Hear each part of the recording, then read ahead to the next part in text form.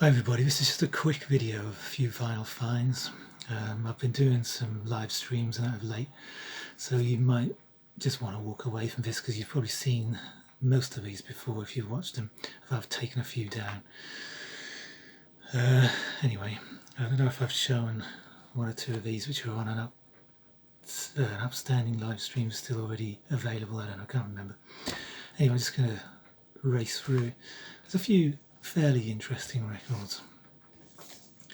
This is Sven Grunberg, Hingus. This is a Soviet 1981 LP. Let's have a look at it. It's a Estonian composer. So on the Melodia label. This is, as you would expect by looking at it, just pure electronic album, but it's not like a Western electronic. There's nothing Berlin school about this. This is really quite unusual. I think it can take a bit of adjusting to the Western ear. We get very used to the motoric sound, we get very used to a sort of pulsing sound. This is close to those Barrier albums I've shown before, but there's a sound to this which I haven't heard on another electronic album. It can be a little bit, am I enjoying this? You know, you have to sort of adjust. There's a very unique and distinct Eastern European sound to this, and it has no kind of 4/4 times and no places where it sets its feet, as it were. It's a really interesting record, and people like Khan probably know this record, but it's a very unusual and quite sought after amongst electronic aficionados because it's a little bit different and recommended. I've got one more electronic one to show.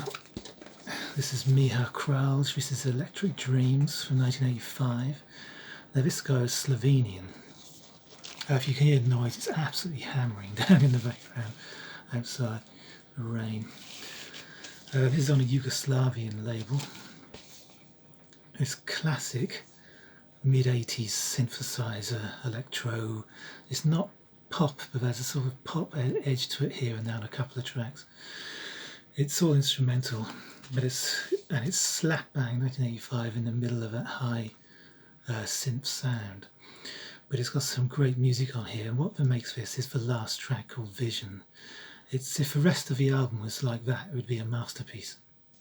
It's dark, dense, brooding, really sort of slow and builds up, and it's a wonderful, wonderful piece of music, and I recommend checking that out. He only did 3 albums, all of them are fairly pricey, so that's a nice little find.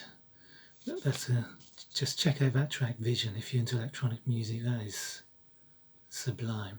For the rest of it you might go ooh. But there's some great moments on that. Anyway, I'm racing through. Here's a copy of the Chirping Crickets. Now, I've never actually owned this record. Got a lot, you know, most of his singles, there's 1 or 2 missing. A few comps, etc. I've never seen a really good copy of it, so I was just given this the other day. And it's an original on Coral UK. Plays fairly nicely. There's not really any marks on it, but it's a little bit crackly. It needs a couple of cleaning. And you can see the printing. It's one of those where the printing hasn't come out properly. I think this is a great record. Side 1 anyway is fantastic. Side 2, this happened with a few albums of this period. There are 3 tracks in a row here, which is a kind of ballady and slow, which is okay if they were sort of split up and mingled with the rest. It loses something of the momentum that it had on side 1. Wonderful tracks though, and not Fade Away, Maybe Baby, You've Got Love, wonderful stuff, Tell Me How, Rock Me My Baby, I'm Looking for Someone to Love. There's some real great rockers, and the sound of this record is phenomenal. Really is. They knew how to press records back in the day. Okay, this is a rare occurrence. I'm showing a Beatles album. This is the White Album. I picked it up the other day, not because I like the White Album, because I don't. I think most of it is a bit mediocre to say the least. I only bought it because of this. It's number 10,457. Now anything under 10,000 is usually regarded as a low number.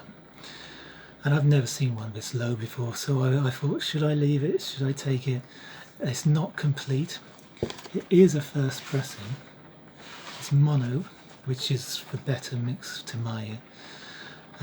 But I only ever play a few tracks off here. But it was worth it. I just couldn't leave it because of that. I could have thought, oh well, I've seen the number, so what? It's not in the greatest shape. Like I said, it hasn't got the postcards. It hasn't got, the records aren't in the greatest shape, although they've cleaned up pretty well. The cover's not in the greatest shape, but it's just one of those, just a number. The geek in me, you know, got the better of me. Okay, racing through. Mose Allison, bass and drums, for piano, bass and drums, Back Country Suite. This cover is by Ralph Steadman. People in the UK will know who that is. Now this album, I mean, look at side one. This is an original UK on Esquire. I mean, very hard to find. Fantastic copy. You can see the number of tracks on side one. The Back Country Suite. They're all very short pieces for the trio. And just really good because of it. There's experimental moments. It's not straight ahead at all. There's one or two moments. But the thing that mars this album for me is two vocal tracks, one on each side, and slightly more blues numbers. He's not the greatest vocalist in the world at all. And it just jars slightly when you've been enjoying all these different jazzy explorations. And then there's a couple of sort of bluesier pieces which just don't fit to my ear. But a very nice find indeed. Not something's easy to come by. Do another jazz one. This is an original UK Bill Evans trio, And My Heart Sings. Now it's the reason, I mean the record is in great shape. Hardly a mark, one or two hairlines. But it's had water damage, so the cover has suffered. But the record itself just sounds fantastic. And if you're going to buy it for 50p, you know, fair enough.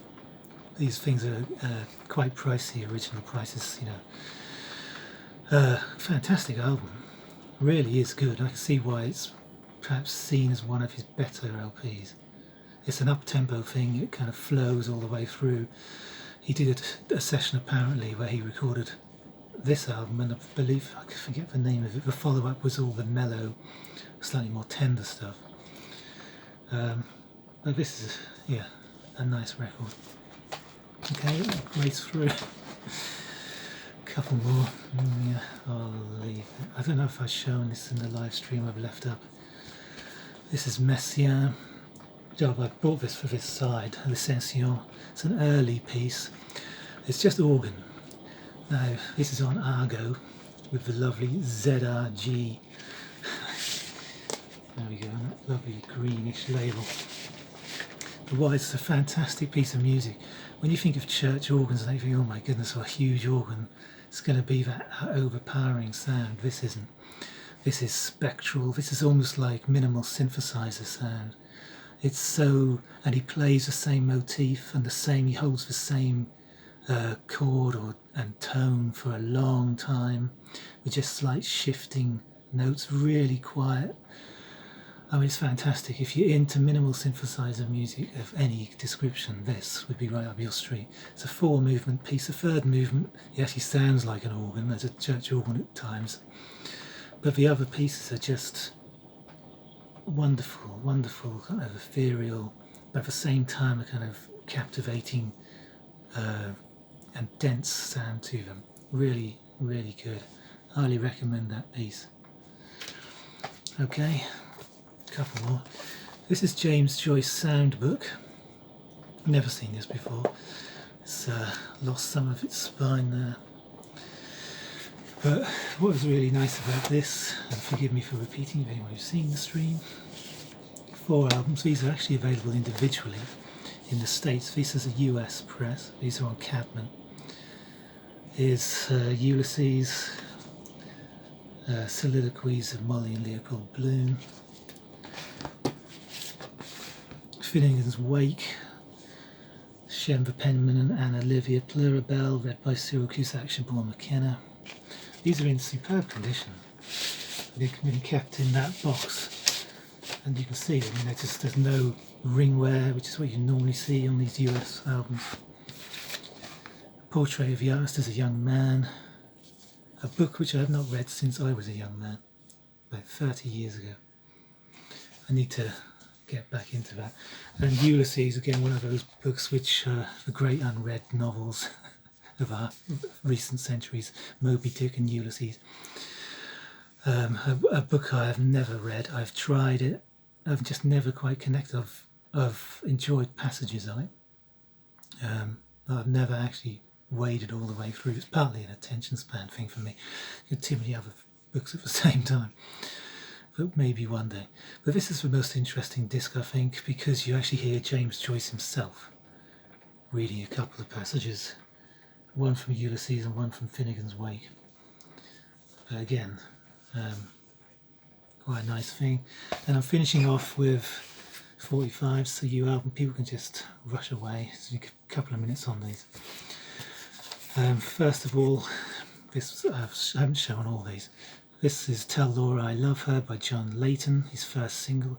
Quite a difficult one to find, but this is the interesting point. Joe Meek, before RGM Productions, doesn't even say produced by, just his name. Yeah, an unusual find, this one's not easy. But it does sound, the B-side in particular really sounds like you can hear the beginnings of the Joe Meek sound, as definitely there. Less so on the A side, interestingly, and that track, that version of it, really doesn't have the power that the other versions of that track have. Ricky Valance and the other one. But yeah, nice little find. And I found a little box the other day in a charity shop. There was two little boxes. One was full of damp, rubbish 80s stuff, and they both looked the same. And I lifted the lid on the other one, there's a few top rankers in them. So I was really chuffed with these, because these aren't easy to find in this country. Maybe a lot easier in the US. This is for Crests, Flower of Love. This is an earlier top rank 150, so it's in a blue bag. And these tend to be quite thick, and the condition's really very nice. So it's lovely to find a Crests. It's not something you come across every day. And also there's another Crests, and this is just a great track. A Year Ago Tonight. This is seen, I mean, it was about a year later. It was a follow-up to 16 Candles. It's seen, it actually mentions the 16 Candles on the cake in the song. There we go, the Crests. And Paper Crown, that's a great track. Possibly better than the A-side. And this, I think, is just absolutely fantastic.